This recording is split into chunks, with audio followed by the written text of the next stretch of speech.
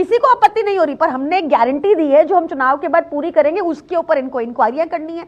मतलब इन्होंने लोगों को मूर्ख समझा है। विभाग मना कर रहा है ना कि सब भाजपा ये कब तो आप ही का विभाग मना कर रहा है कि हमारी ऐसी कोई योजना नहीं है भाई, ना महिला सम्मान योजना है, ना संजीवनी योजना है। देखिए उसके लिए तो सुनिए, ये बात तो सच है ना कि अभी हमने रजिस्ट्रेशन चालू किया है, वो शुरू हो रही है। और दूसरी बात, जहां तक कि किसी ने ना भाजपा ने मिसचिफ प्ले किया, बट वी आर ग्रेटफुल कि जिसने भी किया, हमारी योजना, दोनों योजनाओं का कितना प्रचार हो गया कि एक में 2100 रुपए प्रति महीना हर महिला को मिलेगा, और दूसरी संजीवनी योजना जिसमें 60 साल के ऊपर सारे बुजुर्गों को दिल्ली में फ्री इलाज, चाहे सरकारी हो चाहे प्राइवेट हॉस्पिटल। बड़ी खबर, लेफ्टिनेंट गवर्नर ने आतिशी सिंह को जो अस्थाई सीएम कहा गया है उस पर आपत्ति जताई है।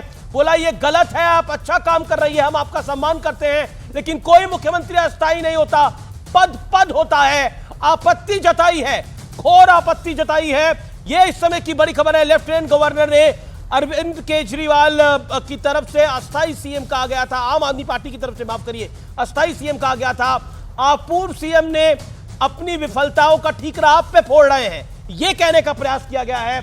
इसके अलावा उदित राज ने बोला है कि केजरीवाल मुर्गी है, मुर्गी को इधर पकड़ो तो उधर भागती है, इनके पास पैसा नहीं है, ये लोन मांग रहे हैं, ये योजना पे योजना लेके आ रहे हैं, लेकिन इनके पास पैसे नहीं है, ये पैसे पूरे नहीं कर पा रहे हैं। इसके अलावा अलका लांबा ने कांग्रेस की बोला है, संदीप दीक्षित ने बोला है, मिस्टर यादव ने बोला है कांग्रेस पार्टी के, तो कांग्रेस पार्टी ने भी हमला बोला है लगातार, क्योंकि इमामों की सैलरी नहीं दे पा रही। आम आदमी पार्टी तहसीन पूनावाला क्या कहना चाहते हैं, क्या किसी प्रदेश का मुख्यमंत्री अस्थायी होता है, जो दिल्ली के एलजी ने बोला है? देखिए, मैं दो चीज कहना चाहता हूं। सबसे पहले तो ये जो यहाँ पर आपके शो पर बैठे हुए हैं, प्लीज बीजेपी का एजेंट बनना बंद करे और देश को हिंदू मुसलमान में पोलराइज करना बंद करे। कोई क्वालिफाइड, यहाँ पर मुझे नहीं पता इस्लामिक स्कॉलर कौन बैठे हुए, कहां से, ट्रैवल एजेंसी जो लोग चलाते वो अपने आप को इस्लामिक स्कॉलर बनते। हर चुनाव के वक्त पोलराइजेशन चलता है। कल भी एक मौलाना साहब ने कह दिया, फतवा दे दिया, न्यू ईयर सेलिब्रेट नहीं करना, ये हिंदू मुसलमान में भाजपा का फायदा होता। मैं बहुत स्पष्ट रूप से कह रहा हूँ, प्लीज हिंदू मुसलमान में जो वोट करना है कांग्रेस के लिए करो, आम आदमी पार्टी के लिए करो, भाजपा को हराओ, लेकिन इसलिए मत करो धर्म के नाते, धर्म पे नहीं होगा वोट। मैं बहुत क्लियरली कह रहा हूं। अब प्रियंका की बातों पे आता हूं। देखिए, सारी बात यह है कि आम आदमी पार्टी ने, जहां तक सवाल है दिल्ली के अंदर, दिल्ली को कोई गवर्नेंस मॉडल वो नहीं दे पाए।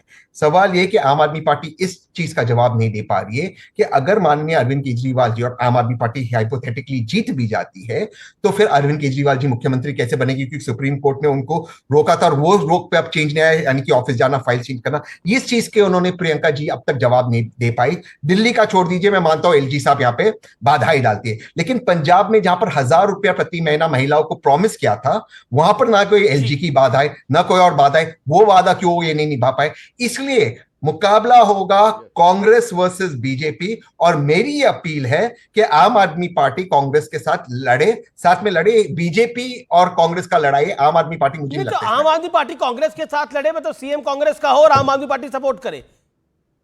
अरविंद केजरीवाल जी वैसे नहीं बन सकते मुख्यमंत्री, वो कैसे बनेगी मुख्यमंत्री? तो फिर कोई लायक ही नहीं, कांग्रेस में इतने लायक योग्य लोग हैं। आतिशी तो अभी सीएम है, आतिशी जी ने कहा कि उनका एक ही नंबर आए तो ओके, लेकिन आतिशी जी ने एक ही कहा, उनका एक ही उनकी महत्वाकांक्षा है कि अरविंद केजरीवाल जी मुख्यमंत्री बने, और मैं उनका सम्मान करता हूं, लेकिन कैसे बनेंगे अरविंद जी? अगर बन सकते थे तो रिजाइन क्यों किए? बस यही मेरी।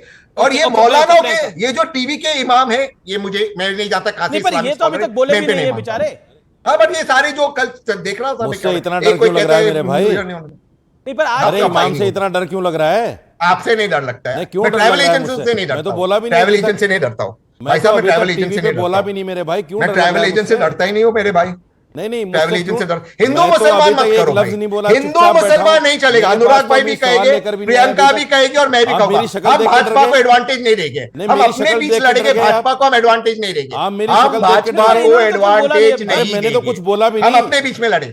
एक सेकंड, प्रियंका बिल्कुल, हम भाजपा को एडवांटेज नहीं देंगे, हम अपने बीच में लड़ेंगे, हम हमारे बीच में लड़ेंगे, भाजपा को एडवांटेज नहीं देंगे। आप तो सुबह से हेडलाइन में भी बने हुए हैं, इमामों की सैलरी नहीं मिली है।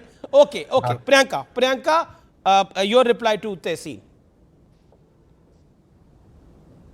देखिए, my good friend Tehseen has become very political, I would like to say कि उनको वो कोशिश कर रहे हैं, बट ये बात सारी दुनिया जानती है कि दिल्ली में कॉन्टेस्ट आम आदमी पार्टी और बीजेपी के बीच है।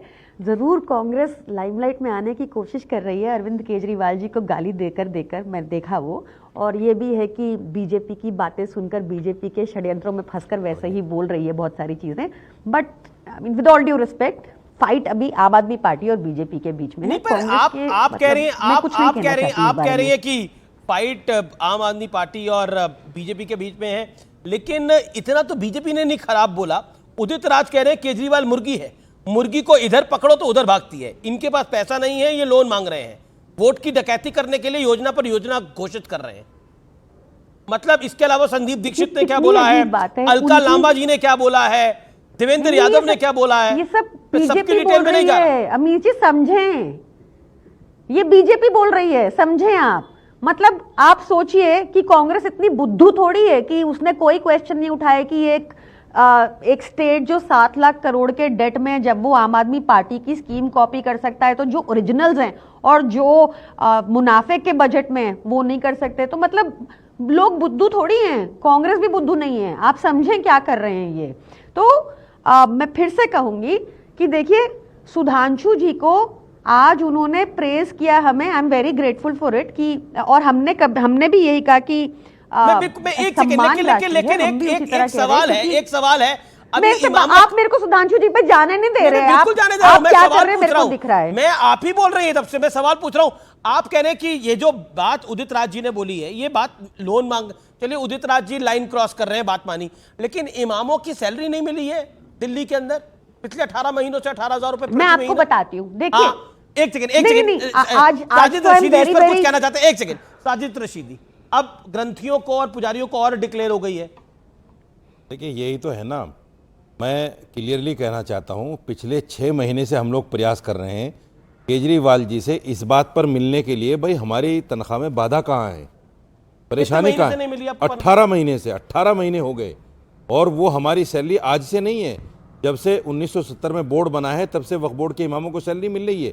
ये कोई नया काम नहीं है, हम अस्थाई इमाम हैं दिल्ली वक्फ बोर्ड के, और दिल्ली वक्फ बोर्ड की जो प्रॉपर्टियां हैं वो सब आप जानते हैं कि कहाँ कहाँ है, किस तरह है, मैं उस पर नहीं जाना चाहता। मैं सिर्फ ये कहना चाहता हूँ, हम आतिशी जी से मिले, उन्होंने हमसे 4 दिन का वादा किया, आज 20 दिन हो गए, कोई रिप्लाई तक नहीं है। हम जो है अश्वनी कुमार से मिले, हम जो है छोटे बड़े जो जितने भी सरकारी अफसर हैं तमाम से मिले।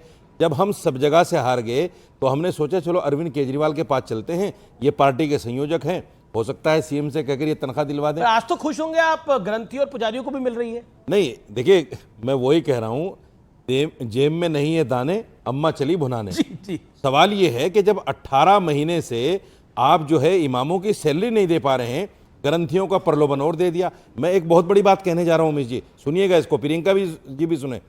आपने पुजारियों को और ग्रंथियों को तो कह दिया, पादरियों को छोड़ दिया आपने। क्या इमामों को तनख्वाह न देकर और पादरियों के नाम का ऐलान न करके आप ये बताने और जताने की कोशिश करते हैं कि मुसलमान और ईसाई तुम्हारे बंधुआ मजदूर हैं, जब चाहेंगे जैसे चाहेंगे तुम्हें मजबूरी में वोट देंगे। देखो, वोट तो मुसलमान का आम आदमी पार्टी को ही जाएगा ना, मतलब ये तो देखिए बात घोषित है, ये बात तो घोषित ही है। अमीश भाई, बड़ी बात क्या है, कांग्रेस की कमियों की वजह से मुसलमानों का रुख आ गया था केजरीवाल की तरफ, और ये सोचकर चूंकि विकल्प नहीं था, मुसलमान खुलकर बीजेपी के साथ भी नहीं जाना चाहता और कांग्रेस को वोट नहीं देना चाहता, एक विकल्प, एक रास्ता मिला केजरीवाल कि भाई चलो ये अच्छा ईमानदार आदमी है शायद, और ये अच्छे काम करे। कुछ अच्छे काम भी हैं, मैं उस पर नहीं जाना चाहता, लेकिन इमाम जैसे, यानी जो दिल्ली के या किसी भी जगह के इमाम होते हैं, जी। वो मुसलमानों के नुमाइंदा लोग होते हैं। जब आप उनको परेशान कर रहे हैं तो आप ग्रंथियों और पुजारियों को और लाइन में लगाना चाहते हैं। हमारे